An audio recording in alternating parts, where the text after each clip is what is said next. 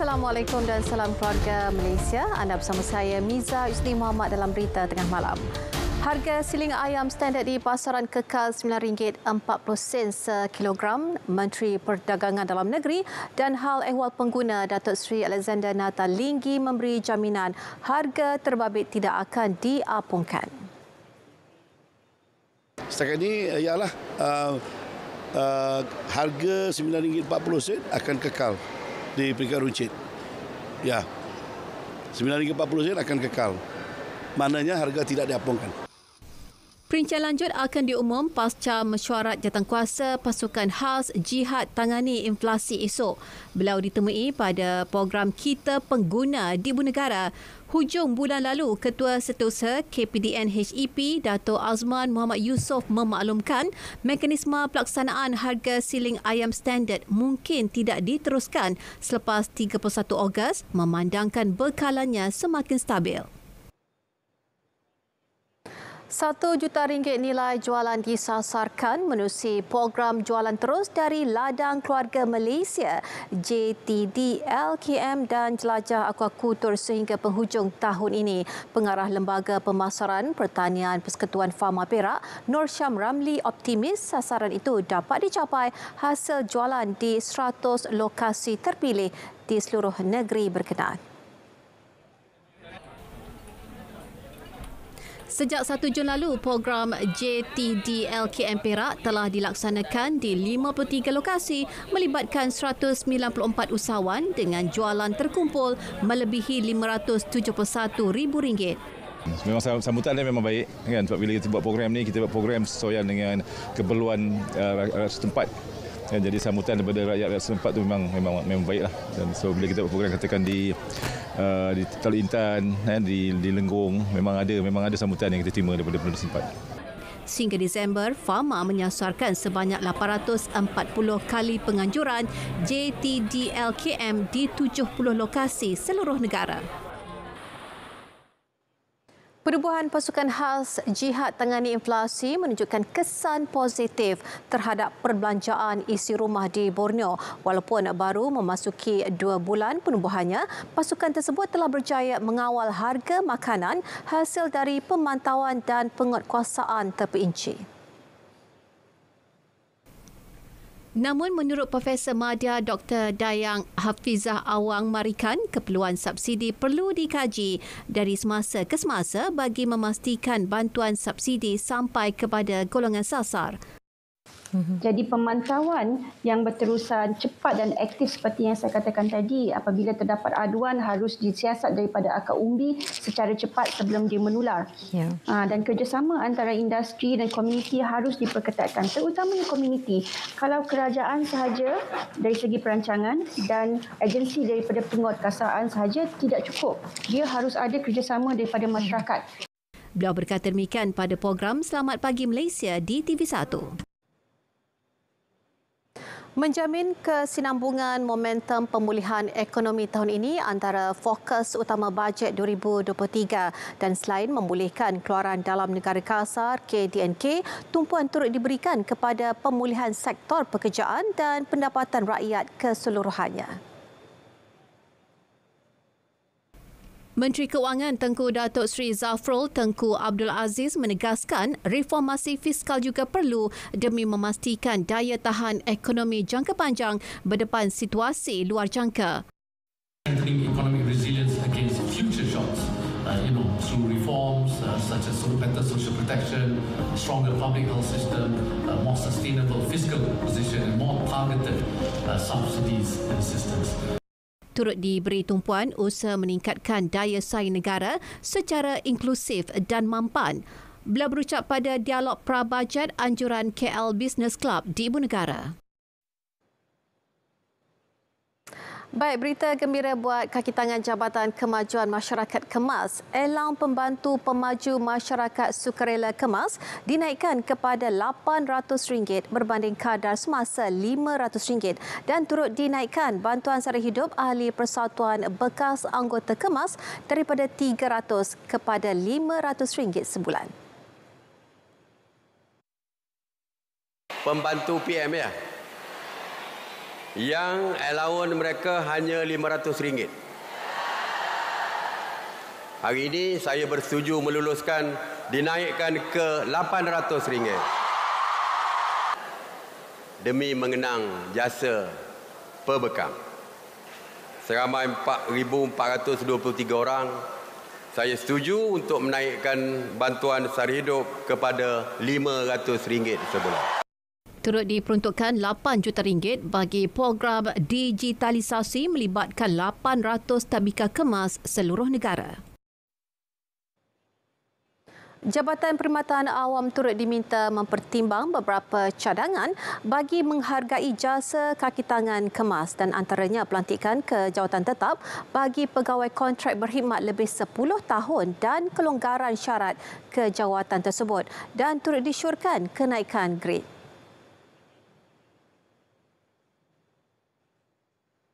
Memberi 2 grade kenaikan pangkat bagi skim-skim perkhidmatan iaitu penolong pegawai pembangunan masyarakat, tadbika, taska dan pembangunan kemahiran dan komuniti. Grade 29 kepada grade 32 dan grade 38. Pembantu pembangunan masyarakat daripada grade S19 kepada 2 grade S22 dan S26. PKD grade 38 ke grade 41. Pengarah negeri daripada 48 ke 52. Di KPPA, ini merupakan permohonan yang saya sokong permohonan mereka ini. Jadi, ambillah tindakan segera. Perdana Menteri berucap merasmikan Perhimpunan Perdana sambutan 60 tahun kemas.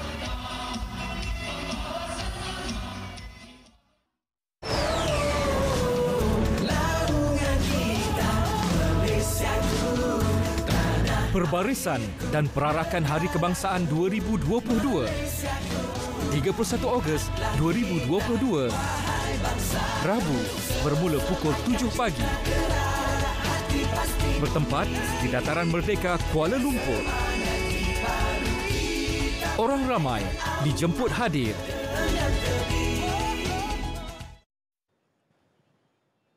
Bertemu kembali.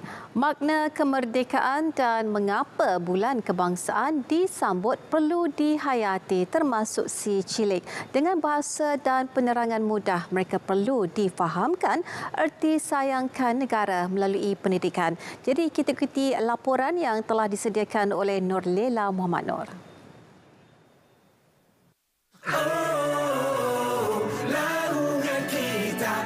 Bagai melentur buluh dari rebungnya, sejarah negara perlu didedahkan bersesuaian dengan usia anak-anak kecil yang penuh semangat ingin tahu. Siapa tahu jalur ke Minang ada berapa jalur? 14. Bukan 4. Warna ada berapa warna? 4. 3, 4. Dah cair. Yang tahu yang tadi kan kita berbaris ramai-ramai tu kan. Seronok tak? Seronok. Jawab. Seronok. Seronok. Okey, kenapa seronok? Sebab apa? Sebab jalan ramai-ramai, lepas tu ada nyanyi. Bawa bendera Malaysia. Bawa bendera kan? Pegang tangan. Sayang anak Malaysia. Sayang anak Malaysia. Merdeka. Merdeka. Merdeka. Merdeka. Merdeka. Kaedah belajar sambil berhibur terbukti memberi kesan, termasuklah perarakan yang menerapkan nilai nasionalisme. Bagi menyemarakkan semangat cintakan negara, program ini bukan sahaja dapat menghimpunkan kanak-kanak dan ibu bapa bagi menghayati bulan kebangsaan, malah secara tidak langsung menzahirkan semangat dan rasa cinta terhadap tanah air. Seawal pukul 7.30 pagi, lebih 100 kanak-kanak memakai uniform petugas barisan hadapan dan menyertai acara perarakan di kawasan perumahan sekitar. Bila mereka buat perarakan, mereka akan merdeka! Merdeka! Merdeka! Merdeka! So, pupuk dalam semangat mereka berasa sungguh kembali. Mereka punya hati lain. Dia akan balik dan bercerita dengan ibu bapa. Ibu, saya pergi perayaan hari ini. Kita merdeka! Merdeka! Kita rasa bangga, ibu. Kalau kita buat setiap tahun, murid-murid faham. Apa tu? Bila kita tanya pasal bomba, mereka tahu pakaian dia bomba tu apa. Kalau polis, mereka tahu. Mengapa kita ada ni? Semangat kebangsaan kita. Kalau kita buat kemerdekaan, memupukkan semangat sayang dalam jiwa kanak-kanak ini, sehingga besar mereka akan sayang satu sama lain. Tidak kisah agama ataupun bangsa. Itu adalah rakyat Malaysia. Macam setiap perayaan kami akan sambut dah. Orang kata kalau Chinese New Year kita akan sambut, Deepavali kita akan buat. Orang kata jadi dari situ kita beritahu dengan murid-murid semua yang dalam Malaysia ni ada berapa kaum. Sambutan Bulan Kebangsaan atau meraihkan pelbagai perayaan, anak-anak kecil ini perlu diterapkan dengan semangat patriotik selain rasa bersyukur bergelar Anak Malaysia.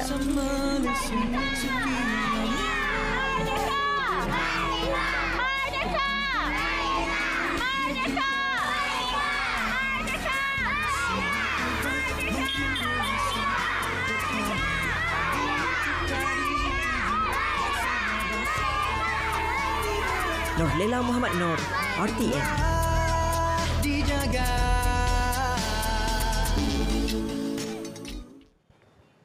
Baik, lebih 15,000 pengunjung dijangka membanjiri dataran Medan Bandar Alor bagi menyaksikan perbarisan dan perarakan Hari Kebangsaan Peringkat Negeri Kedah pada 31 Ogos ini. Perarakan kenderaan dari Angkatan Tentera Malaysia ATM dan Polis Diraja Malaysia PDRM serta persembahan hiburan antara aktiviti menarik yang bakal menanti para pengunjung.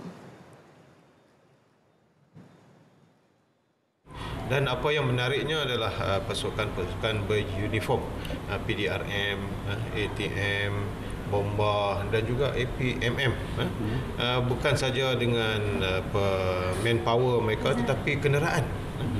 Kenderaan yang akan bersama-sama dengan kita dalam perayaan tersebut. Jadi rakyat saya suruhlah supaya datang pada hari tersebut untuk melihat aset-aset yang kita ada di dalam PDRM, di dalam ATM kata tentera, dia juga APMM.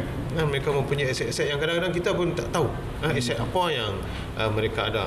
Sempena perarakan dan perbarisan tersebut, beberapa jalan utama akan ditutup selama 2 hari iaitu Isnin dan Rabu ini bermula pukul 7 pagi hingga 1 tengah hari.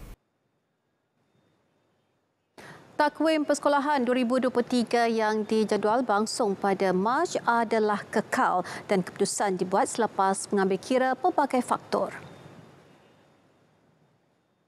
Antara perkara jadi pertimbangan kebarangkalian banjir pada hujung tahun akibat monsun timur laut dan sela masa yang panjang selepas peperiksaan SPM.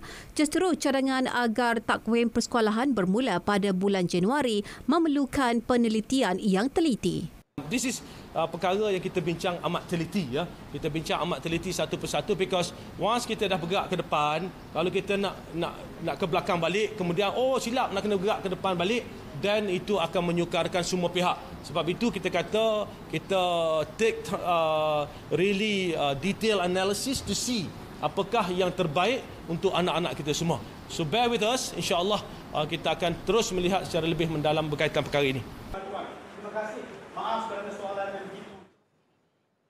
Pejabat pendidikan daerah PPD di seluruh negara perlu bersifat lebih terbuka kepada masyarakat. Pelbagai persepsi negatif terhadap PPD perlu diubah bagi memastikan ekosistem pendidikan berjalan dengan baik. Tahu di luar sana pandangan masyarakat pandangan guru-guru kepada PPD ini macam-macam. Ya. Kita lihat bahawa ada keadaan di mana pendaftaran anak sekolah sebagai contoh, ada yang kena beratur panjang, kata apalah PPD buat macam ini. Ya.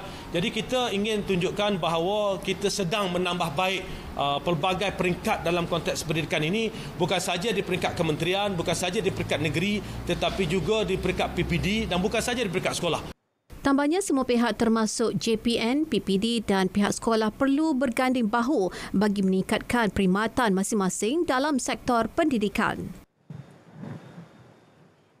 Jumlah pelajar lepasan Sijil Pelajaran Malaysia SPM dan Sijil Tinggi Persekolahan Malaysia SPTM yang tidak mahu menyambung pelajaran boleh merencatkan hasrat Malaysia negara berteknologi tinggi menjelang 2030 dan sumbangan itu Kementerian Sains, Teknologi dan Inovasi mesti meminta Akademi Sains Negara melaksanakan kaji selidik bagi mendapatkan data tepat seterusnya mengesahkan perkara dimaklumkan Jabatan Perangkaan itu.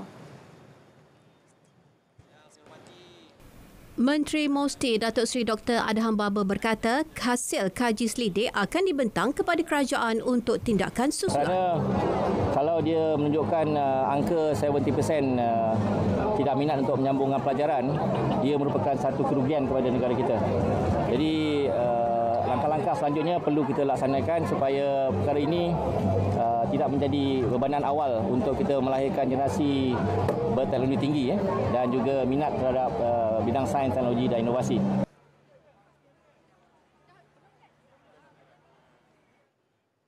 Projek Rintis Program Basmi Miskin Tegar Keluarga Malaysia BMTKM fasa pertama Jun lalu berdepan beberapa cabaran sebelum pelaksanaannya lancar. Antara cabaran yang telah dikenal pasti termasuklah kesesuaian program untuk dilakukan oleh kumpulan sasar iaitu golongan miskin tegar bagi meningkatkan taraf hidup mereka. Projek Rintis BMTKM melibatkan 80 lokaliti rintis di seluruh negara dengan membabitkan kira-kira 2,500 ketua isi rumah KIR bermula Jun lepas. Jadi hari ini kita bincang kajian negeri. Alhamdulillah kita dah dapat kaedah untuk selesaikan masalah. Beberapa isu yang kita hadapi sebelum ini kita akan dapat selesaikan. Jadi kita akan pantau dari segi setiap bulan pendapatan sama ada meningkat atau tidak. Dan kesemuanya ini yang bantu kita ialah pihak ICRDC lah. Dan ICRDC membantu di Kelantan, Terengganu, Pahang dan sebahagian daripada Johor. BMTKM fasa kedua dijangka bermula pertengahan September 2022 di 100 lokaliti lagi dengan pembabitan seramai 5,000 KIR miskin tegar, manakala fasa 3 pula akan dilancarkan Disember tahun ini. Persatuan Bulan Sabit Merah PBSM Malaysia menerima dana RM5 juta bagi program vaksinasi COVID-19 daripada Palang Merah Australia kepada golongan yang memerlukan. Palang Merah Australia turut memberi bantuan tambahan berupa 10,000 dos vaksin pneumokokal untuk golongan warga emas dan penduduk kawasan pedalaman. Dana tersebut akan disalur kepada PBSM negeri yang berminat dan permohonan boleh dibuat menerusi Ibu Pejabat PBSM. Kita ni selain sentiasa ada jaringan perhubungan yang baik antara Bulan Sabit ataupun Palang Merah di negara-negara berasingan. Jadi dana daripada Australia itu adalah untuk beri vaksin kepada mereka yang betul-betul dalam kawasan jauh daripada bandar, mereka yang terjejas, mereka yang memang underserved community yang paling vulnerable lah, seperti warga emas dan warga orang asli, community yang pendalaman.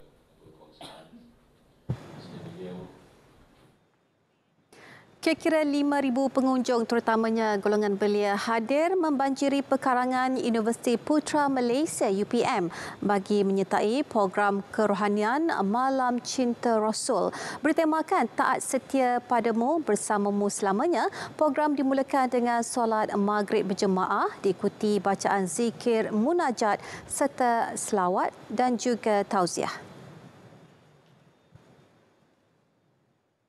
Kita akan cuba untuk yang terbaik untuk adakan setiap tahun untuk Majlis Mamat. Bila kita adakan satu majlis selawat, nampak dari seluruh pelosok datang, daripada seluruh Malaysia datang, anak-anak muda datang tanpa dipaksa, tanpa diminta untuk hadir. Mereka datang kerana Rasulullah, kerana junjungan kita Nabi Muhammad SAW. Program tersebut turut membariskan tokoh ilmuwan Islam dan penceramah-penceramah terkenal, antaranya Habib Ali Zainal Abidin, Ustaz Azhar Idrus dan Ustaz Wadi Anwar. 39 penduduk dari kampung Ulu Larut Taiping terpaksa dipindahkan ke pusat pemindahan sementara selepas kediaman mereka dinaiki air akibat banjir. Sekretariat Jawatankuasa Pengurusan Bencana Daerah Larut Matang Selama memaklumkan kesemua mangsa ditempatkan di Dewan Orang Ramai Air Kuning pada pukul 8 malam tadi dan mereka membabitkan 10 keluarga terdiri daripada 11 lelaki, 12 perempuan, 15 kanak-kanak dan seorang bayi. Menerima panggilan pada pukul 6.05 petang, sepasukan anggota dari Balai Bomba dan Penyelamat Taiping, Batu Kurau dan Bagan Serai telah dikejarkan ke lokasi kejadian dan ketika ini kerja-kerja pemantauan sedang giat dijalankan. Lebih 84 juta ringgit nilai rampasan keseluruhan direkodkan pasukan Gerakan Am PGA Brigade Tenggara sepanjang penugasan mereka Januari lalu sehingga hari ini. Kelantan merekodkan tangkapan paling tinggi melibatkan Akta Anti Pemerdagangan Orang dan Anti Penyeludupan Migran ATISOM 2007. Rekod berkenaan melibatkan 63 kes tangkapan tekong dan pendatang asing tanpa izin parti di Kelantan. Daripada jumlah itu, 111 orang tekong dan 1,119 parti ditahan. Kita telah cuba menyelaraskan atau melihat semula SOP atau peraturan untuk melihat keserasian ataupun kesepahaman di antara agensi-agensi. Terutamanya tangkapan yang melibatkan kontraban, tangkapan yang melibatkan makis, kadang-kadang ada juga benda-benda pertanian dan sebagainya. Sebanyak 48 saman melibatkan pelbagai kesalahan dikeluarkan dalam operasi sekitar Lebuh Raya Tun Dr. Lim Chong Yu hari ini dan ia melibatkan pemeriksaan terhadap 23 motosikal dan dari jumlah itu 9 buah darinya turut disita. Dan 9 buah daripada 23 buah motosikal ini telah disita. Atas kesalahan 4 melakukan ubah suai terhadap exhaust pipe dan 5 penunggang motosikal tersebut dikesan tidak memiliki lesen memandu. Okey. Bagi kesalahan-kesalahan lain yang kita keluarkan saman adalah 13 bagi kesalahan tidak nombor plate iaitu tidak mengikut spesifikasi, ada juga yang tidak menampal nombor plate di bahagian hadapan, melakukan penukaran aksesori. Tiada cermin sisi ada 5, yang tadi aksesori ini ada 15 Rotex tamat tempoh ada 1, tidak pamer P, stiker P bagi yang masih memiliki lesen P ini ada 3 dan tidak menggantung L, ini bagi yang belum ada lesen dan masih lesen L ada 1. Berdasarkan siasatan, kesemua penunggang motosikal berusia 16 hingga 25 tahun itu datang ke negeri berkenaan bagi menghabiskan cuti hujung minggu dan tidak terlibat dengan aktiviti lumba haram.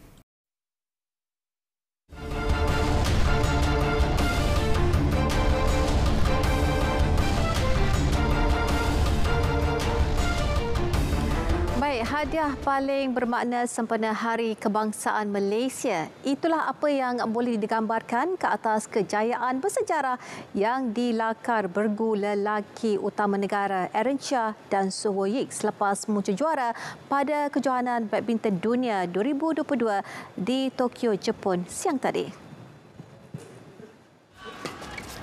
Pada aksi final di Tokyo Metropolitan Gymnasium itu, Aaron Wong-Yik menampilkan permainan menakjubkan untuk menotahkan kemenangan 21-19, 21-14 dalam tempoh 40 minit ke atas bekas juara dunia 3 kali Indonesia, Muhammad Ahsan Hendra Setiawan. Turun dengan misi menutup mulut para pengkritiknya, bergu negara itu pada mulanya dipaksa bekerja keras pada awal set pertama selepas beberapa kali ketinggalan kepada lawan. Namun Aaron Wong-Yik mempamer keazaman yang tinggi dengan mengejar mata demi mata sebelum menutup set tersebut dengan kemenangan 21-19.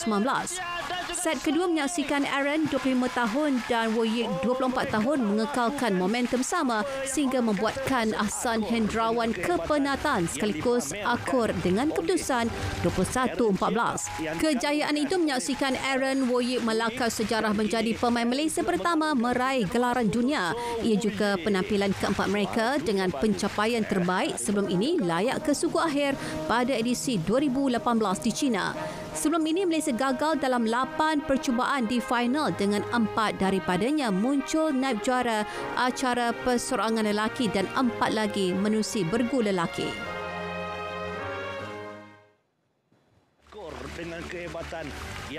Mengulas kejayaan bersejarah itu, Aaron dan Wong-Yik mengakui gelaran dunia ini adalah pencapaian paling tinggi dan membanggakan sepanjang karier mereka.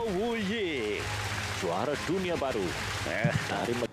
Our feeling is really kind of destroyed right now, and we are really happy to make ourselves proud, make our country proud, because we are the first world champion. I and Aaron have partners for about 4 years, and it's really a good boost and good start for us because it very worth the goal because we really work hard for it. And we worked hard very long, and we didn't get it whenever in the semi-final, in final every time, and now finally we get it. Sejak kejohanan dunia mula diperkenalkan pada 1977, hanya 9 wakil negara berjaya menjejakkan kaki ke pentas final iaitu dalam acara persorangan lelaki sebanyak 5 kali dan 4 kali dalam saingan bergu lelaki.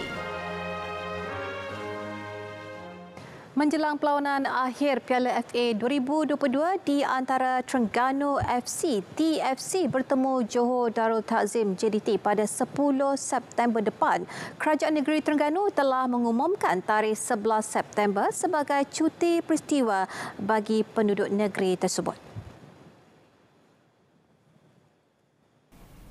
Menteri Besar Datuk Seri Dr. Ahmad Samsuri Mokhtar berkata, cuti peristiwa itu adalah bagi memberi keselesaan kepada penyokong TFC yang melakukan perjalanan pulang selepas menyaksikan perlawanan akhir itu di Stadium Nasional Bukit Jalil. Dalam satu hantaran di Facebooknya, beliau berharap para penyokong skuad penyu dapat mengatur serta menyusun jadual perjalanan pulang dengan tidak tergesa-gesa. Kerajaan negeri juga berharap para penyokong mereka mengutamakan keselamatan diri dan tidak terlibat dengan sebarang insiden yang tidak diingini. Pada masa sama, para penyokong skuad hitam putih itu dinasihatkan sentiasa menunjukkan akhlak dan adab yang baik ketika menyaksikan perlawanan tersebut. Beliau juga berharap semua pemain skuad kendalian Nafuzi Zain dapat memberi fokus maksimum dan persembahan aksi terbaik sekaligus merealisasikan harapan membawa pulang Piala FA ke Terengganu. Baik, berita tengah malam berakhir di sini. Dapatkan perkembangan sahih sepanjang masa melalui portal berita RTM di berita.rtm.gov.my dan jangan lupa semarakkan sambutan bulan kebangsaan dan kibarkan jalur gemilang. Dengan itu, Assalamualaikum, salam keluarga Malaysia dan selamat malam.